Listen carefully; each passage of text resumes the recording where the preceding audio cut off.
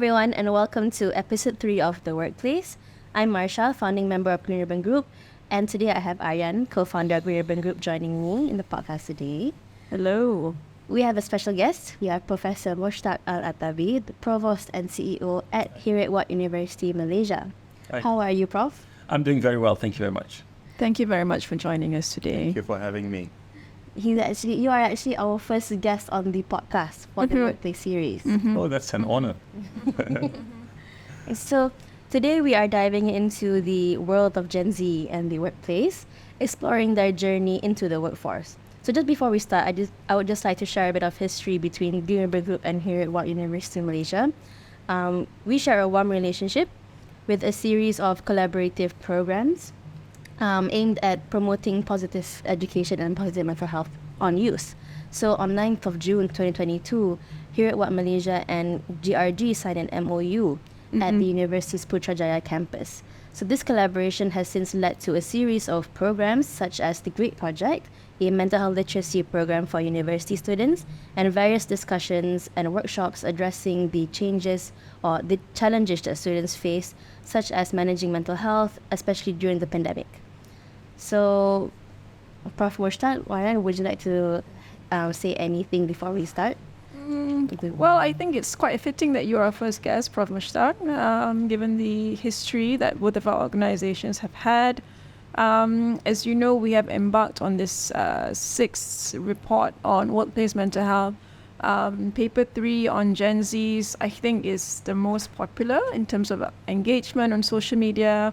And it's been an issue that has cropped up amongst basically all designations, from fresh graduates to managers to senior leaders.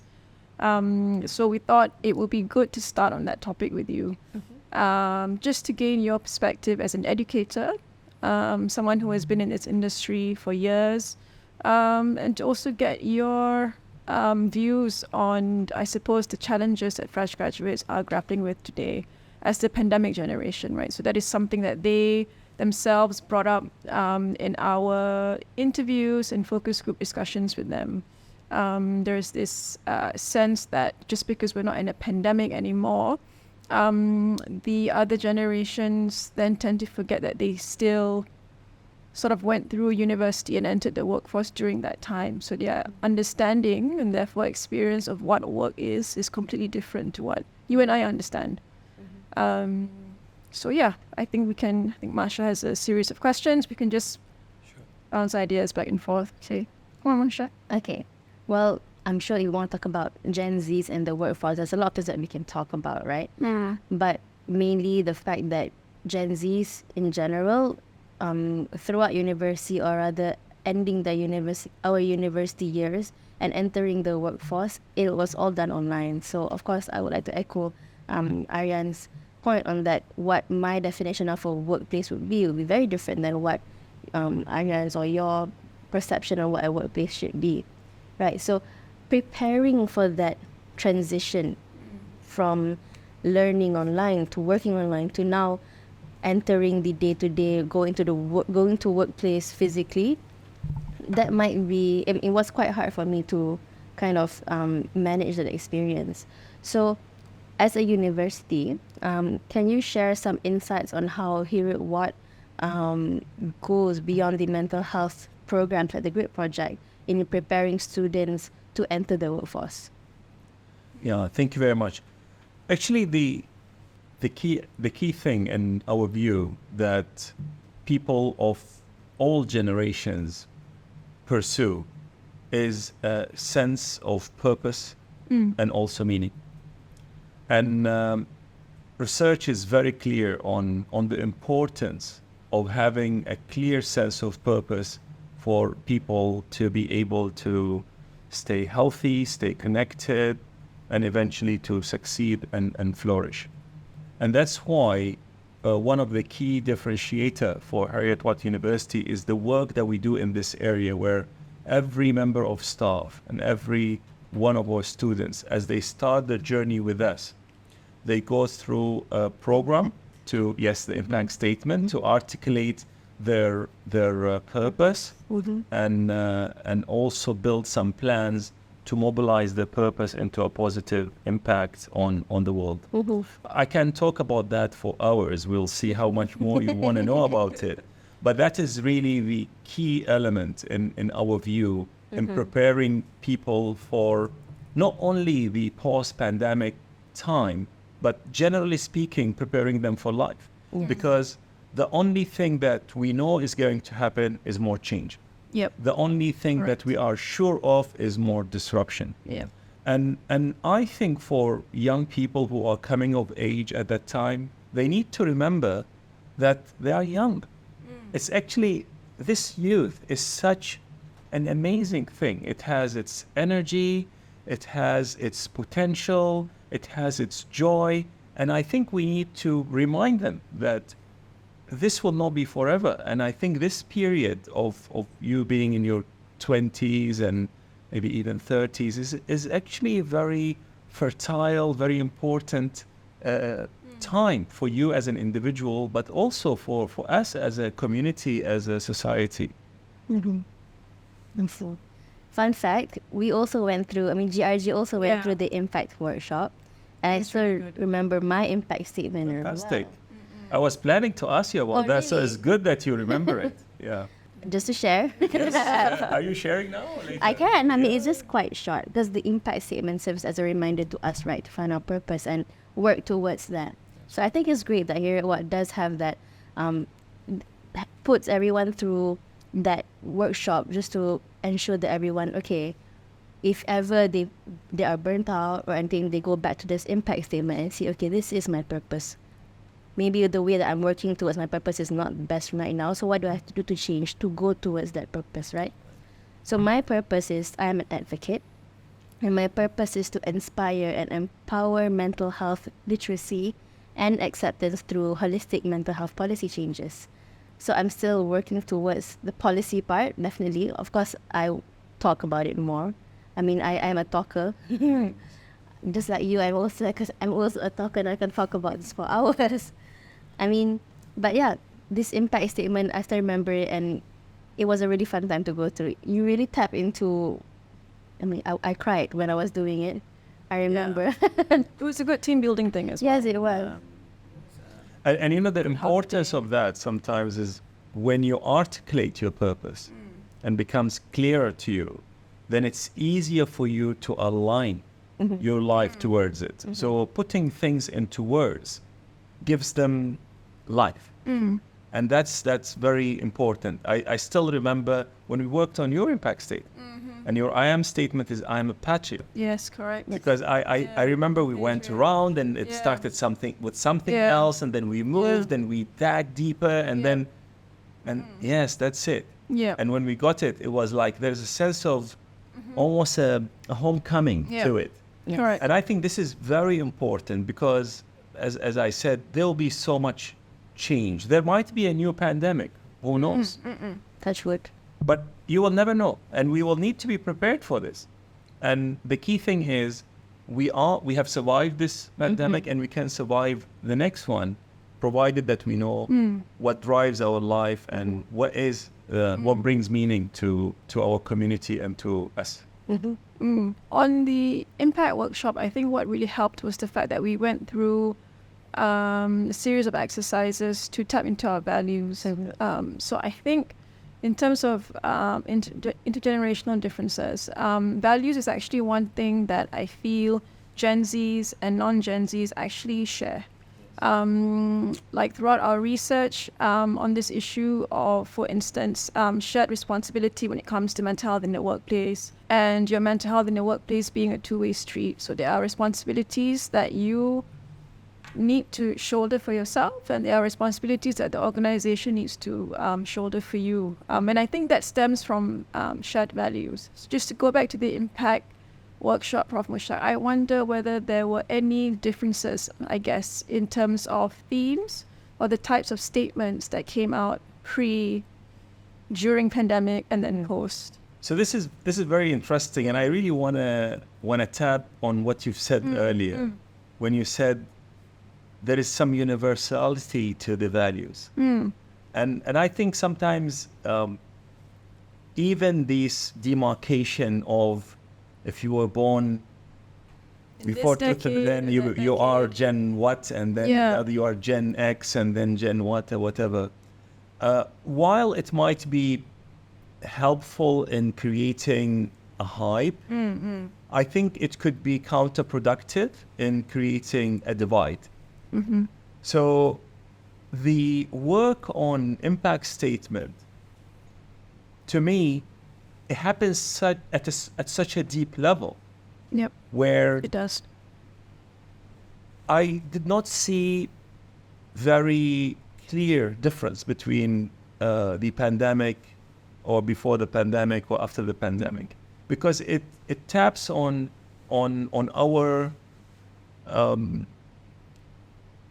deep passion for family. And many people are, even if they say, well, I'm here to just make money and be successful, when you dig deeper and deeper and deeper, you would know all of us want to pursue happiness, spend time with people that We love. and Have we a feel good job. comfortable around, and make a positive difference in other people's life. Of course, we want to be successful and make more money so that we can pursue the things that we believe in.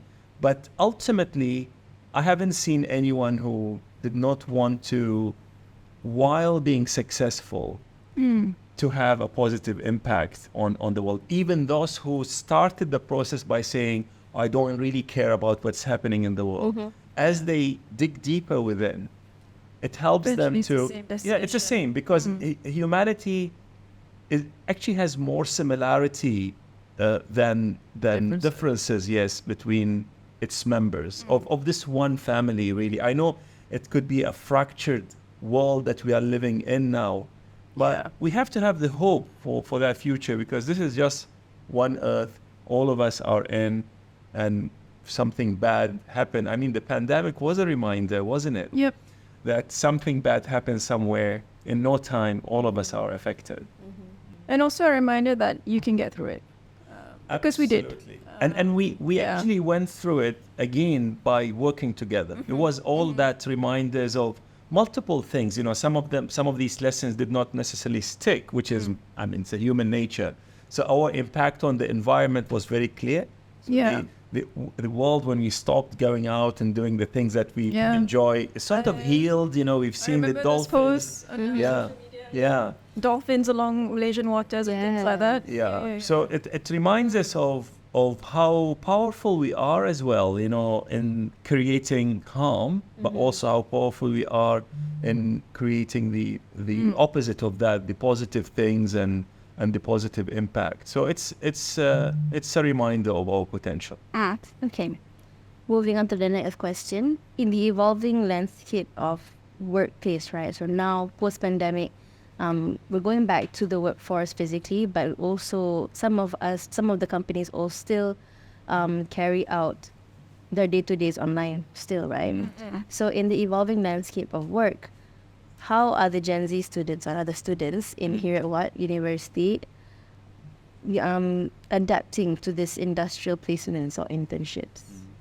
I think what I see of my students, I see them, they appreciate the campus, they appreciate being there face to face, queuing for lunch and having coffee together and discussing. So I think there is a real value for coming together.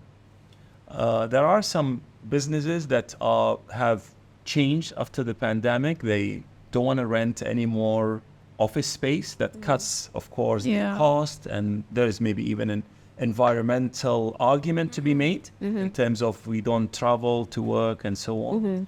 And that may work for certain businesses and industries. But there are some other industries where I think they are wanting the people to come back because there is, or they see that there is value for coming together to building that team dynamic, like being together. I mean, we could have done this online, couldn't we? But why you insisted I come here and then go to the parking and all of that. So I think there is a value of seeing the people, being close to them. And I do believe that our students and the other young people are adapting very well in terms of seeing what is the requirement, and they are achieving that or delivering the requirement of the business. So if they are required to be there face to face, they would do it. If there are things that are to be done online, I think they are very capable of using the tools and the technologies to deliver that. But I think it's very important for us to be in a position to be able to do both. I think that would be a necessary skill.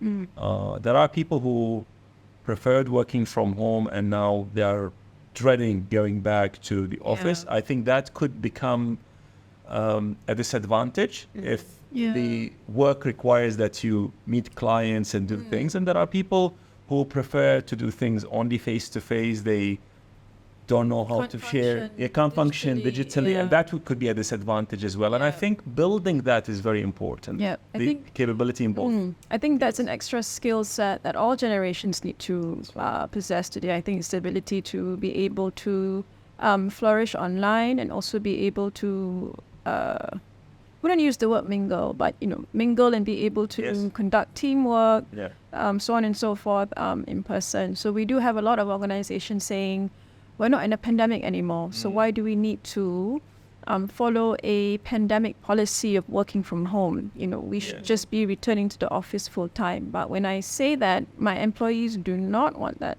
because they're already used to flexibility. They've enjoyed, for instance, more of a work-life balance when it comes to working from home 2, 3 times a week.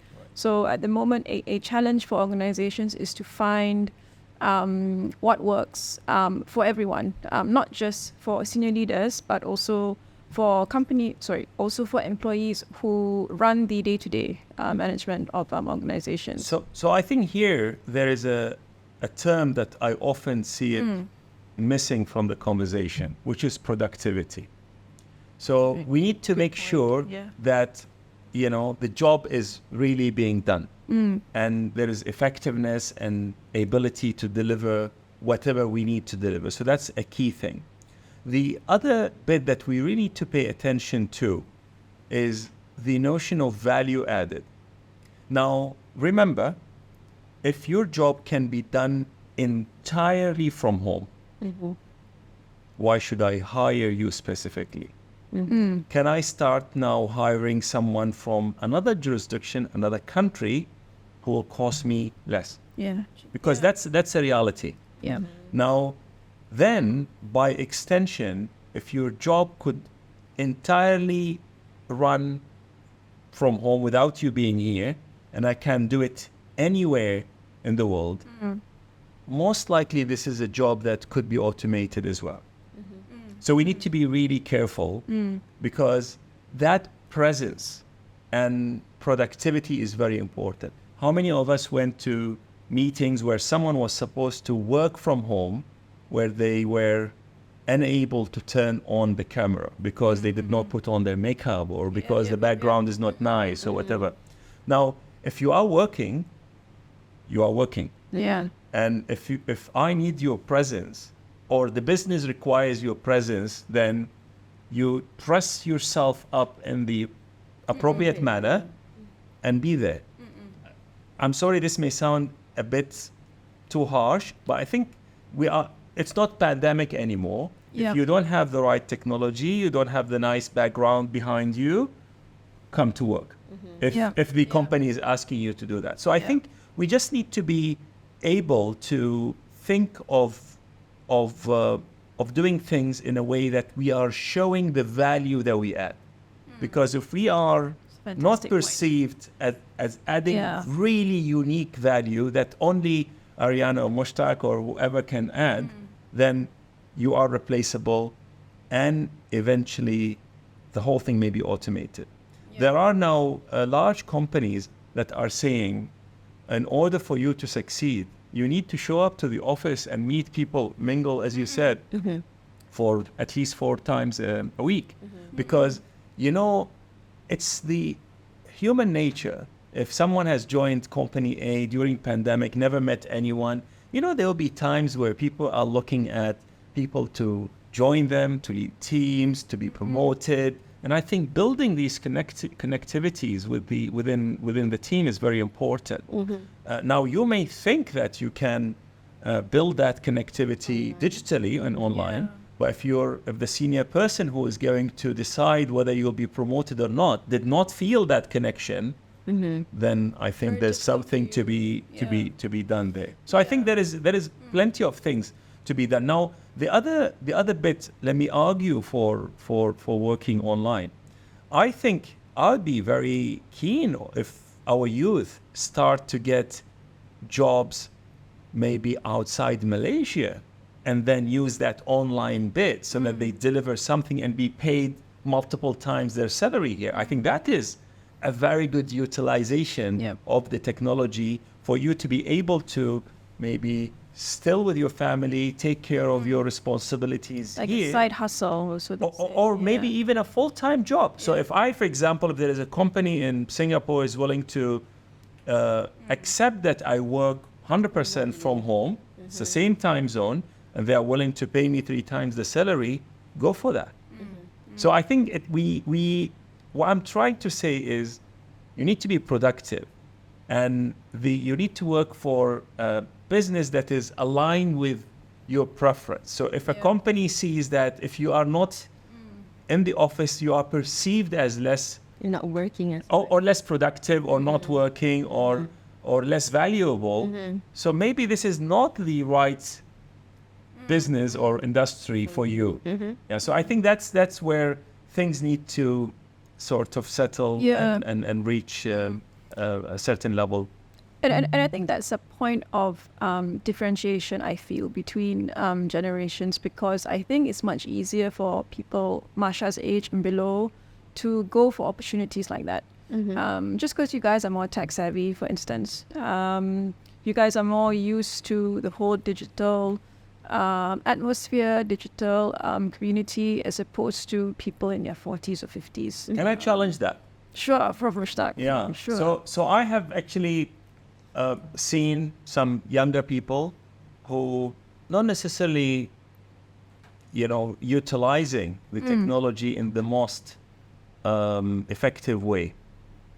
Particularly, I remember from the time of the pandemic, not turning on the camera, refusing to turn on the camera. I have spoken to bank CEOs, major banks, global banks, where someone told me that we had a global leader of our bank to meet our staff digitally, and many of them did not turn on the camera. Not a good look. And then they didn't ask questions, while there are people who are in their 40s and 50s and maybe older who actually utilize that better. So I want to go back to that notion of let's not demark the differences. And I think it's a matter of attitude, mindset, and there are people who see opportunities in the world and even in any challenge. And I think these people could be young and could be old. And I think we need to remind our youth that there is some expectations and requirements online. And also there is an expectation that they do deal with technology better. I don't necessarily see that all the time. Maybe they do deal with social media better. But to me, my test is this. Yeah. Any one of you remember this? Or does that sound familiar? Or let me try to share my slides. Can you see my slides? Oh, my slides, are they on? Okay, oh, sorry, my slides. So I think these are the skills that if you have slides and you are making a presentation, I want your slide to go like that. And, seamlessly. And that effortlessly. And that requires a bit of training. And I've seen older people doing that well, younger people doing that not well, and vice versa. So I think these are the kind of technology savvy skills that actually requires a bit of effort. Because interestingly, if you look at the tools that we use to work, let's say Teams and maybe even Zoom, they're a bit more clunky compared to the social media things that maybe we are, or maybe younger people are used to. Yeah. Fair point, Prof. Fair point. I want to bring up something that I know you speak about a lot, which is this issue of resilience, right? And I know you don't want to sort of divide people into Gen Zs and non-Gen Zs, but this is an issue that has come up, I think, in 90% of our engagements. So this perception that the young are just not as resilient as me or you. Is that something that you firstly agree with? Secondly, we've spoken a lot about the impact statement workshop. But that bit aside, this issue of resiliency in our graduates, resiliency in young professionals, how big of a problem is it? Is it a big problem? And if so, what can we do about it? So I think resilience is a skill that we all need to have. As you could tell, I'm a bit reluctant to try to say, older people are more resilient, younger people are less resilient, and all of that, because I'm very careful before saying that. But I think I ask myself, what makes us resilient? When people know their purpose, and what do they stand for, and have a sense of meaning, they immediately become very resilient.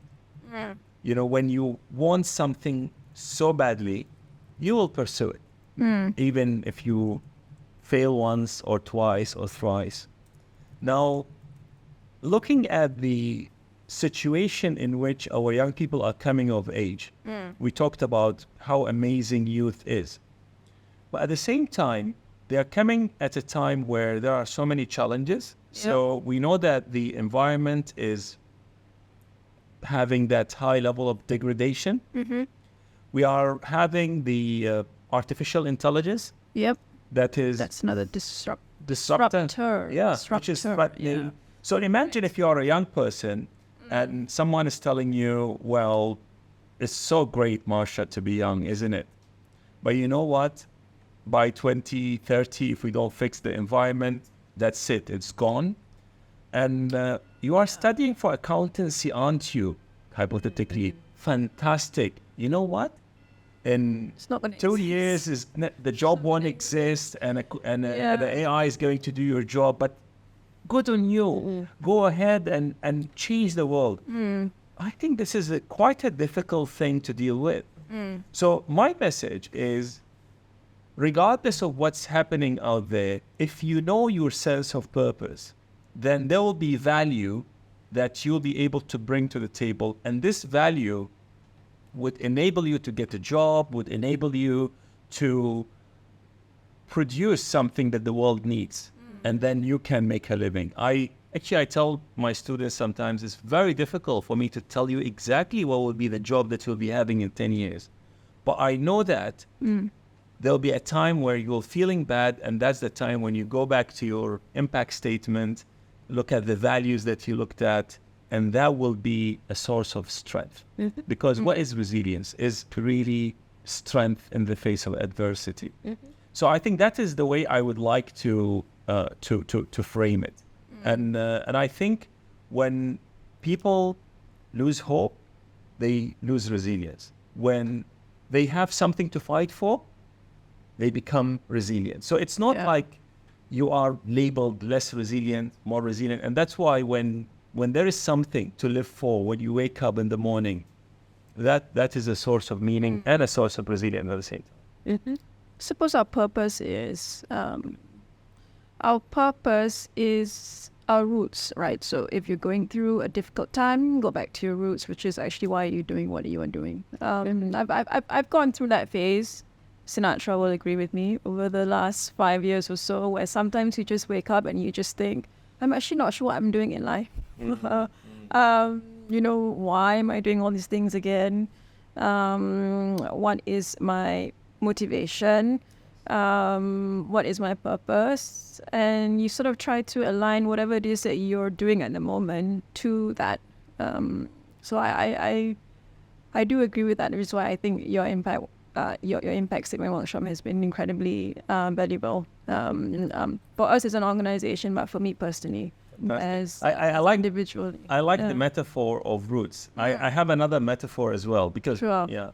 and my metaphor is purpose is like a nuclear reactor within you. It's a source of energy. So when you have that strong source of energy, if recognized and turned on, then nothing could stop you. So that's another way. But I like the roots as well because sometimes it's something that anchors you, but at the same time it's a battery or a nuclear reactor or an energy source that we can all use to tap into to do some great work and great things for ourselves and for others. I agree. Yeah. I like the roots metaphor too because More than the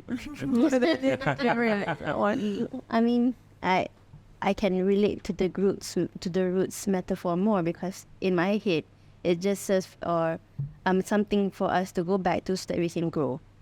yes. Right? Yes. And I think I just want to touch into the resilient aspect of it, right?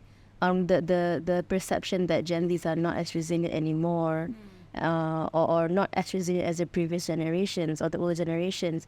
I think honestly, it is really as a result of the disconnection between relationships with the teammates. Like you say, if there's no purpose as to, if you don't meet someone, then you don't foster the connection with them, and if you don't foster the connection with them, hard to build. yes, and to Gen Zs who don't have a connection with their teammates, and to them it's like, why should I show up, or why should I even try to talk to them more and all, right? So I think that's why the resilient part is like, okay, maybe the older generation or maybe the older colleagues would think this Gen Z isn't as present and isn't as, like, they don't want to try. And I think it's because Gen Zs don't have that connection.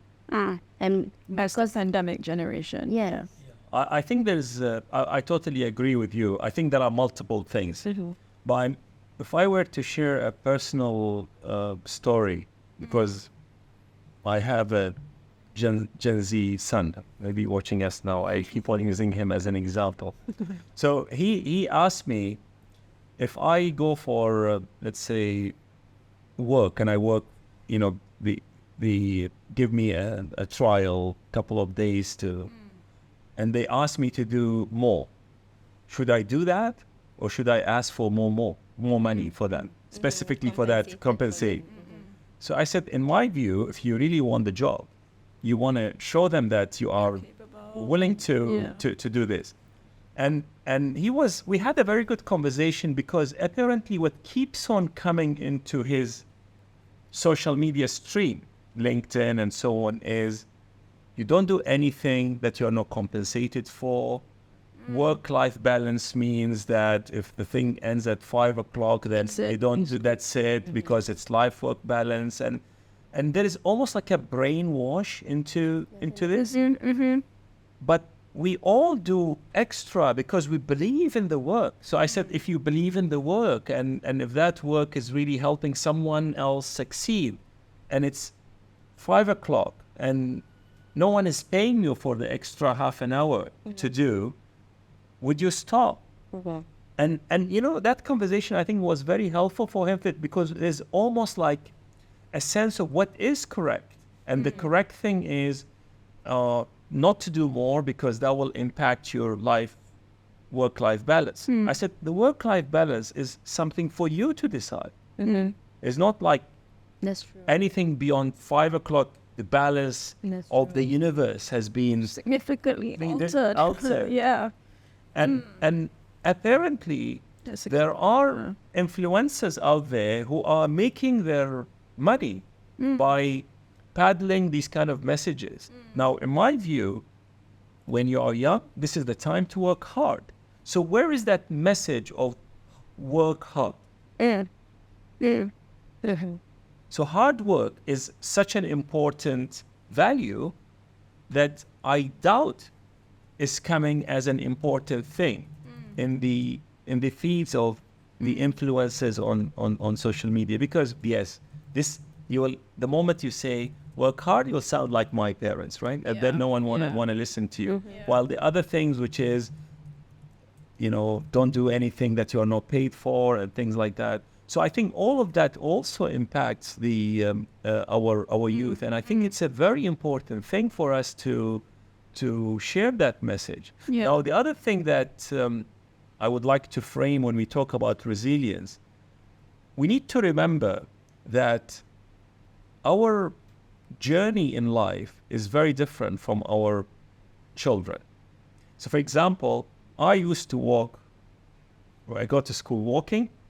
I had to work out how to cross the street, even at the age of 6. I have to work it out. Otherwise, I'll be dead. So somehow, I work these things out, and we go to school together, and a group of us, and all of that. Now, my children, we drive them to school. Yeah. So, and we pick them up by car from school. So after all of that, when they don't know how to deal with things that happen on the street, they say, this generation, not resilience.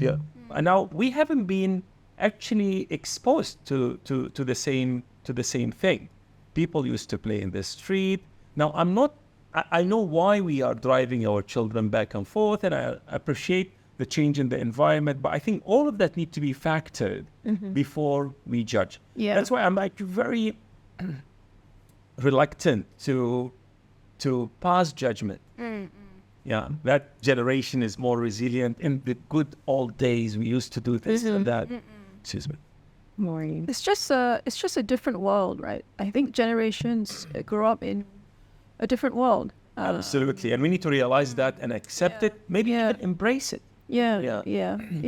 I agree. We need to embrace it, because by embracing it, then we know how to foster a connection between all the generations, right? And I think, Prof, Mushtak, the example of the conversation that you had with your son is actually an example of the conversations that should be happening in workplaces. Because actually, at the end of it, it's just understanding different perspectives.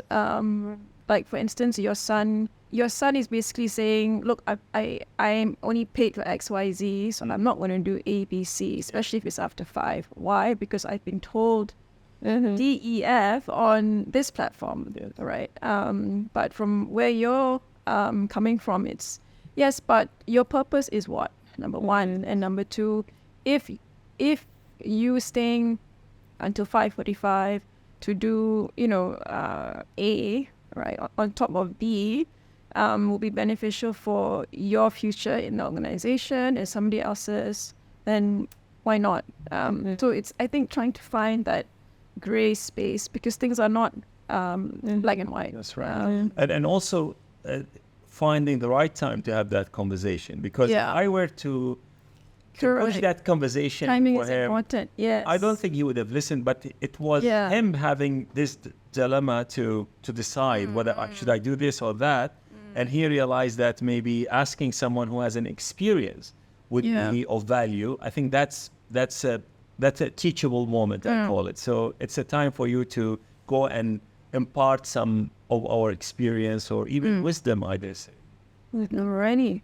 Would you like to bring up anything else, Prof. Mushtak, in this episode before we wrap up? Well, I just wanted to thank you for all the work that you have been doing. It has been really inspiring to me personally. Thank you. And I think it's very important work that would require more people to participate in, because I think, yes, the conversation is very important, and you will never know what we say is going to encourage someone who is struggling, or offer a different angle or perspective to someone who has been looking at matters only from one angle. So I think great work, and I'm very pleased to be with you. And thank you. Thank you, Prof. Mushtak. Thank you, Masha. Thank you, everyone. Just to close off the video, perhaps we can, Aryan and Prof, if you have any tips or rather a cheat code for fresh graduates who are entering the workforce, what would it be? For me, it's very simple. Know your purpose and decide how do you want to mobilize that purpose into a positive impact on the world. Even utilizing that language will make you stand up. But you believing in it, I think that will inspire you and inspire others to work with you. I think for me, it's just to have an open mind. I think the workplace, I remember starting work how many years ago? A very long time ago now. Feeling nervous and all these things. And that was before major changes happened to the world. So I think it's just about having an open mind. And I think always, understanding that other people are in the same boat as you. So you're not the only fresh graduate joining the workforce. There are millions of people around the world who are going through exactly what you're going through. If you have an open mind, if you are willing to ask for guidance, and if you are willing to put in the work, things will fall into place. They always do in the end. So, my 2 cents. Thank you. Thank you, Prof. Thank you, everyone. Thank you. Mine would be, as a Gen Z myself, is communication is very important. Even though that's the most basic thing that you can ever do. I mean, that's the most basic thing, or rather that's something that everyone always says, right? Communication is important regardless of work or personal relationships. Communication is important because that would determine, or rather that will match your expectations to the workplace expectations too. And with communication, I mean, it's so important regardless in the digital or the physical atmosphere. It's just to simply show up. That will foster more connection too. So that's from me. Thank you, Prof. Thank you for coming on the episode, and thank you, Aryan. Thank you. Thanks, Thank you. everyone. And we'll see you in the next episode. Bye. Bye-bye.